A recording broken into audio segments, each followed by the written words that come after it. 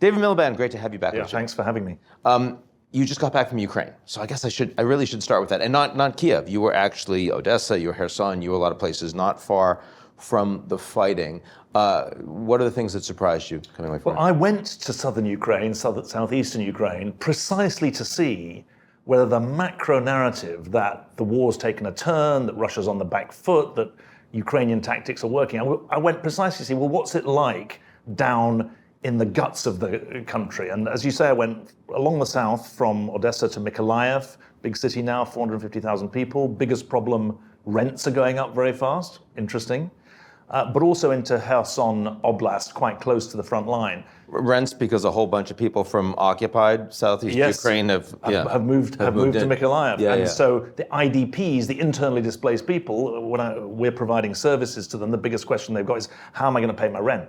Got to send Mum Downey in and freeze it for a couple of years, is one way. But further over, the brutality of the war, the scars that are visible and the scars that are invisible, but very close to the surface, are very clear. We're there extending services to places where the state isn't reaching. We're doing mobile health, we're doing psychological and mental health support, we're helping kids who, many of these kids, they've not been in education in person for 6 years. They had COVID 2020, they're now being educated online. And so what comes through, it's not a surprise in that sense, but never forget that while the macro position looks more favorable to Ukraine, or at least less favorable to Russia, if you're anywhere near the front line, you have got drones overhead perpetually, you're unlikely to get a fair night's sleep, and you're coping with the division of from your loved ones, because every place, I have in my mind a village of 300 people, it was 1,000 people. A village of 1,000 people was 3,000. A lot of people are in Europe, a lot of the men are serving. Sure, and so what I think is an important reminder is that, yes, there's a military battle, yes, there is an economic battle, which obviously Europe is now fully behind economically the Ukrainians, but there's a social infrastructure that needs to be sustained. If you had to choose between two, in the way that the Ukrainians that you met with feel, between we must continue to fight at all costs and we must find a way to end this war at all costs, it would lean towards which of those and why? I mean, if you talk to anyone who's suffered Russian occupation, and everything from the bombardment and the brutality to a woman at a cultural center there, in every town and village there's a community center, in a way it's a leftover of the Soviet Union, the cultural center.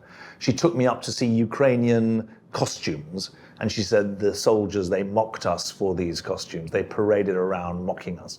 So there's a deep sense of the brutality of war, but there's also no surrender.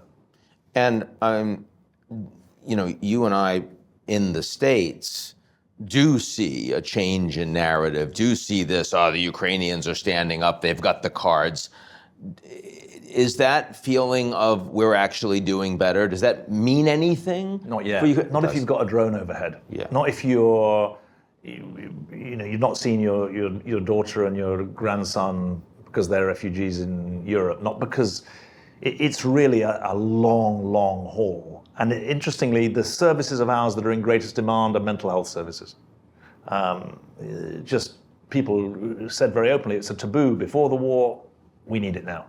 And I mean, in this regard, the work that you do in Ukraine is actually very analogous to the work that you do in Sudan, or the work you do in Syria, all of these places, the human consequences of this war for the people that just have had their lives completely ripped up. Not the ones that are killed, not the ones that are fighting, everyone else. That's a really good point. I mean, in Sudan, we're keeping people alive. In Tawila, they've fled from Al-Fasher. In Darfur, water and sanitation, malnutrition treatment, some primary health care. It's life-saving. In the Ukraine context, it's life-changing because you're giving people support when they'd otherwise not be getting it, including from mobile health teams.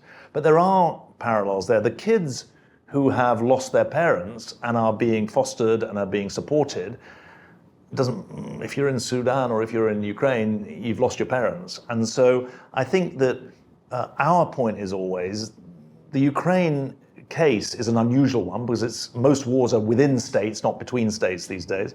but the human consequences are very real. And if you can't sustain the people, you can't sustain the nation.